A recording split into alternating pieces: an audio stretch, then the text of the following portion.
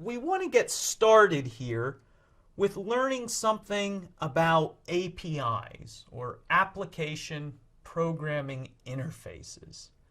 That's an API. Defining it, or just knowing what the acronym stands for, really doesn't help us understand it. So from a high-up perspective, let's say that an API exposes a way to communicate with some sort of program, some application set of services. And oftentimes we think of that API as being across, say, a WAN or a LAN. And a popular way to talk to APIs is with a protocol that just about the entire universe speaks, which would be HTTP parentheses S, right? The S is oftentimes implied and not always specified. What we're going to do is attach to that HTTPS protocol something like XML or JSON. And that's going to be what we use to push our communicate. That's going to be our payload for communication, right? So we send HTTP, but we attach to it JSON information, and we hope to get back HTTP, HTTPS with JSON attachment, right? And JSON, ooh, there's a spooky word possibly for you, but it's really not all that difficult. JSON is just a way to communicate data whose sweet spot happens to be machine to machine, right? So the sweet spot for JSON is machine to machine communication. What I mean by that is it doesn't focus on a whole lot of white spacing. It's not like YAML, where we say, oh, this is super easy for humans to understand. Or like XML. XML's sort of verbose, lots of tagging, but fairly easy to understand as a newcomer to XML. In any event, we're interested in using Python to communicate with some API, and then we're going to take the information we get that API and present it to the user. And the way we're going to present it to the user is through a graphical interface, through a GUI. So there's going to be a lot going on in this demonstration. We're going to take the code line by line, but before we get started, we need to go over a few prerequisites. Before we can write this code, let's just mention the tools we need to install to have success here. One of those would be Python, specifically Python, we'll say 3.x because it's a moving target. Let's just say go get the latest version of Python. That's what we're going to write our code in. Number two is I'm going to write this on a Linux machine, specifically Ubuntu 16.04. If you're not using Ubuntu, I mean, Python works on a Windows machine, Python works on a Apple. Some of the prerequisites might be slightly different. They won't be that wildly different. Ultimately, the Python code we write should work exactly the same way. So you might want to just hop to writing the code with me, run it, and if it doesn't run, then stumble through what sort of software prerequisite packages you might be missing. That said, let's go ahead and get started writing some code. Alright, so the first thing we're going to do is install Python 3 TK. So sudo apt install Python 3 TK. So apt is a tool that we typically use with Ubuntu distros to go out and grab software that's already built for us. So think of it a little bit like the Google Play Store, like the client you use to communicate with the Google Play Store, or the client you use to communicate with the iTunes Store. You're going out, you're grabbing software, right, and bringing it back to your local system. So not a whole lot to do with Python there. The sudo is just an admin thing. And the Python 3 TK is the actual prerequisite that allows us to when we write Python code, bring up a GUI client, right? So ultimately what we're going to build is a little window that pops up, and in that window we're going to have some, we're going to have some graphics going on. And that won't work without the Python 3 TK package. So you can go read about TK if you want.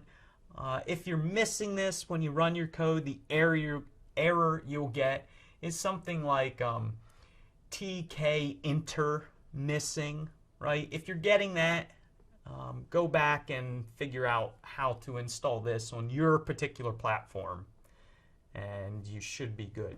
So the next thing we're going to want to do is just create a directory for us to organize our code in. So I'm going to make dir, and we're learning about APIs, so I'm going to call it API code. And next I'm going to move into API code. And finally I'm going to open up the environment in which I'm going to write my code. So in Python, you're welcome to use like Notepad, Notepad++, Atom, Vim, Emacs. It really doesn't matter. Whatever you want. Don't use Microsoft Word, but otherwise you can use sort of any, basically any sort of text formatting application you want to. I'm going to use LeafPad here. It's basically Notepad for Ubuntu environments, Linux environments. So we will LeafPad API code, and I'll give it a py extension because typically Python scripts end in .py. Okay, let's dump in some finished Python code, and then I'll explain it line by line. I'm going to pop up the code I have written thus far, and we can begin reviewing it together. We'll take this line by line. I'll comment a little bit as we go. We're going to save this and run it, and then we're going to add a little bit more to it to make it even more interactive or neat than it already is. But you could write this right as I have it as we're going along here. The first thing we have is an import statement. Import URL lib request. This is going to teach our Python script. We're just going to bring in some additional code that allows our script to interact with URL resources. Ultimately, we want to go out to a URL that we define here, right there. That little API right there. We want to go out and grab what it's serving up, what it's exposing to the world, the information it's communicating to the world. We want to bring it into our program and read it and use that information. To do that, we have to import some additional code. The thinking is, well, import it. Why isn't it already available? We think of writing our Python scripts kind of like a general contractor, right? If a general contractor shows up to your house and you say, hey, I have a leaky faucet, there's a pretty good chance the general contractor can go out to their truck and say, oh yeah, I have the wrench, or I have maybe the washers or the rubber gaskets that can fix that. That's a pretty standard problem. But if the general contractor shows up and you say, hey, I need a brand new marble, Italian marble terrazzo floor installed in my basement, the general contractor is probably going to go, okay, I can do that.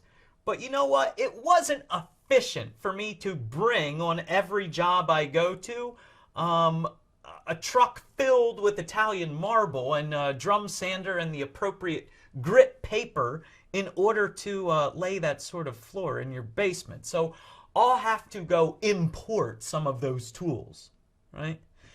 That's kind of what we're doing here. For efficiency's sake, we don't bring everything to every script. We import those special capabilities when we need it. So we typically do that at the top of our script, We see not one but two examples of that. We're importing URL lib requests and we're importing JSON. And there's certainly more we could say about why there's dots involved here, but that's enough. You can't handle the truth in this little video that we're making here. Import JSON is going to allow us to interact with JSON. Remember, we said earlier JSON is simply a way to organize data. Its sweet spot is machine-to-machine communications. Very efficient. This guy is a comment. So let's see, trace the ISS. We're going to actually be tracing, going out and harvesting the lat and longitude of where the ISS currently is over top of the Earth and trying to track it with our program. Here is actually where that data is available. So what we could do here is copy this, and we're going to pop open Firefox and paste this in here and just see what's returned to us. All right, neat. So there's actually some of the data we're looking at. Let me zoom in there. Timestamp speaks for itself. ISS position, there is the latitude, and there is the longitude. And message, okay, success. We successfully received some API data. So proof of concept, not saying in your job you might need to track the International Space Station, but pretty cool. We're already seeing an example of data being conveyed to us with JSON there. And for what it's worth, these are called key value pairs. There's the key, there's the value, there's the key, there's the value.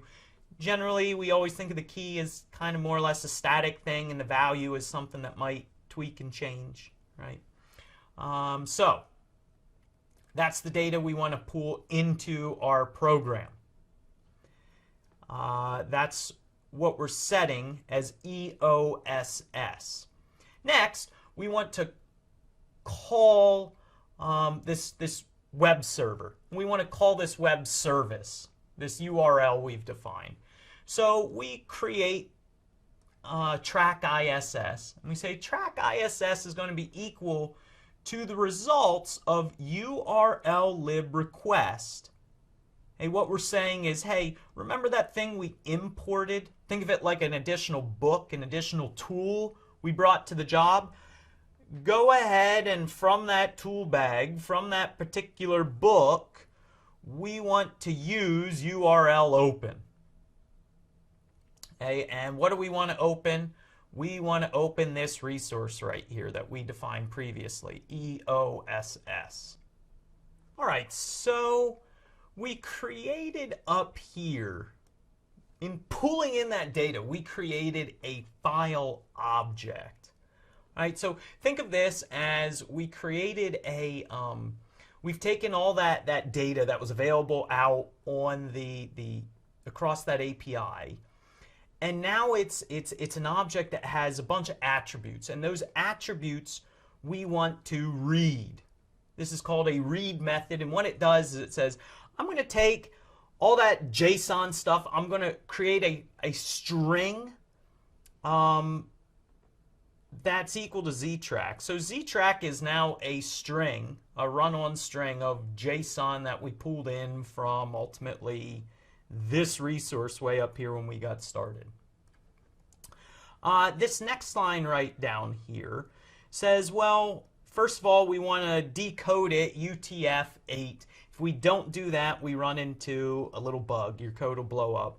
And JSON loads means we want to take it from its JSON nature into a Pythonic nature that Python can actually understand.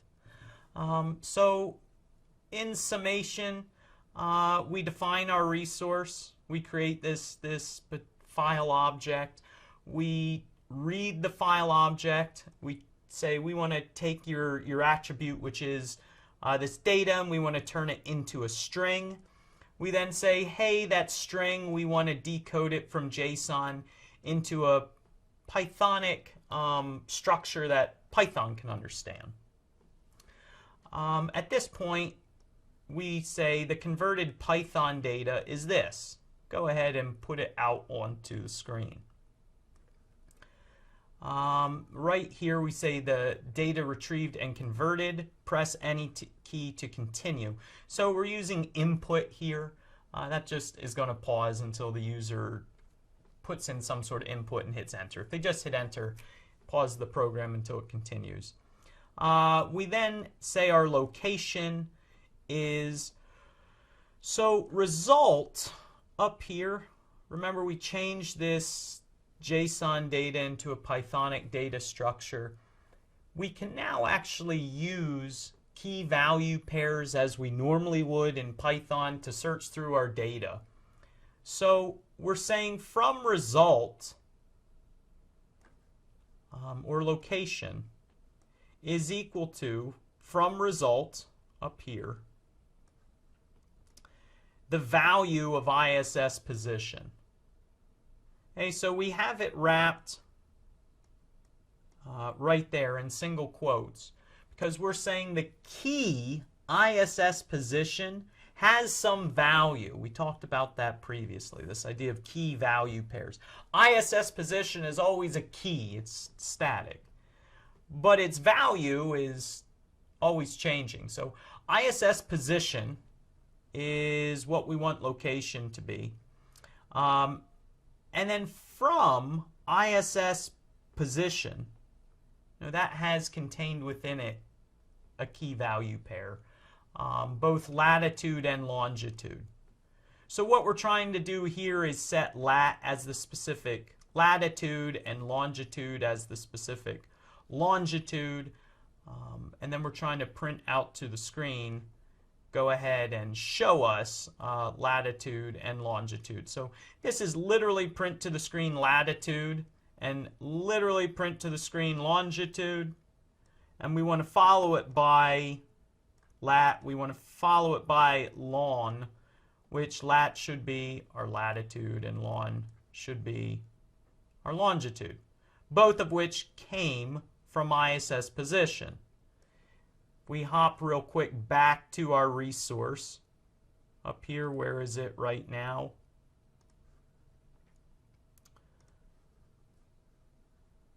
We can see ISS position is a key who contains key value pairs, right? So ISS position has within it a key called latitude and a key called longitude, whose values are right now that and that right there. So from within ISS position, we want latitude and we want longitude. That's what we're trying to describe with this right here. And ultimately, there are certainly more efficient ways to write this code, but this code does work and run, and I think it's, even though it's maybe takes a few extra lines, it's more or less pretty easy to understand and follow along with. So what we're going to do is save this code, and I'm going to go ahead and run it here. Python 3 API code.py. That should be enough. All right, great. So here's our converted Python data, and we see ISS position is a key. See how there it is, it's wrapped in its single quotes. That's a key whose value is a key value pair. Two key value pairs, right? Its value is longitude, which has a value, and latitude, which has a value. Okay, so from ISS position, we want to get longitude, which will be this, and from ISS position, we want to get latitude, which will be this. Okay, we really didn't care about timestamp or message. So let's go ahead and hit enter, and neat, there is the latitude and there is the longitude. We were able to successfully harvest them. So like we said, ultimately where we want this to go is to a graphical display of this data. And to do that, we're going to need two things. We're going to need a few more prerequisites is what I mean. First, we're going to need a map in order to show our International Space Station, and then we're going to need an International Space Station as well.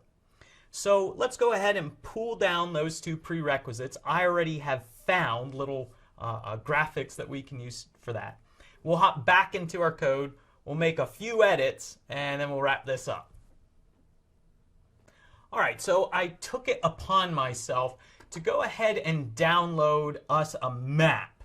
So ISS map is ultimately just a map of the world that I found that's going to work well for us for this particular application. The next thing I got was sprite iss.gif.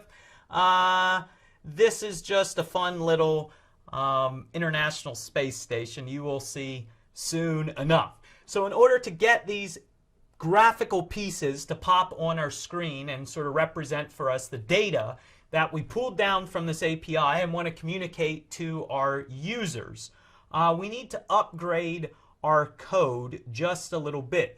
To do that, I've already put together API code O2PY, which is just our old script, slightly improved. So let's go ahead and check out our slightly improved code. The first thing you'll see is import turtle. Isn't that adorable? Turtle is in Python what's actually used, if you read the definition of it, it says this package is used to teach children about how to interact with the screen, GUI experiences. So get code to paint things on the screen. This will work great for us. And this is back to, we talked about TK, having to install Python 3 TK at the beginning, the TK inter package. That's what requires this. So import turtle, remember, we don't normally need to do stuff, GUI type stuff. We do now. That's why we're importing this code. Otherwise, didn't change, no changes, no changes, no changes. Okay, looks like everything stays the same right down to where we see screen. So what we've done here is created a screen object. So we said, hey, from that turtle thing we imported, we want to use some code in order to create a screen object. And that screen object, we want to define some of its attributes. In fact, we want to set up the resolution to be 720 by 360.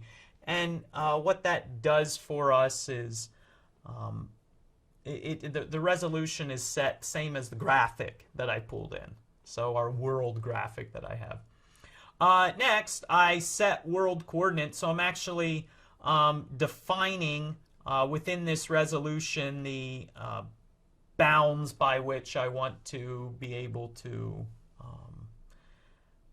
play with the world. So move things around on said world. Next, I say screen BG pick. So this is how I actually choose a particular graphic that I want to map to my object that I've been creating, so my screen object. So I've defined, resolution, I've defined my coordinates, I've then said the picture, the world picture that I want to use, and then this particular screen object, I'm also saying, hey, there's going to be an additional sprite I want to use. So that's a register shape method, and sprite iss.gif, I can now move this sprite around on the screen on this map, which has these defined coordinates. Next, I'm saying, hey, ISS is going to be an object as well that I'm taking from, I'm able to create because I imported that turtle code before.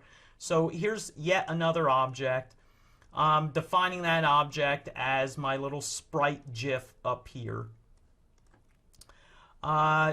Defining initially its heading, so where it's actually going to appear in on my particular map. Lawn is then equal to, we got to start in the middle and work our way out.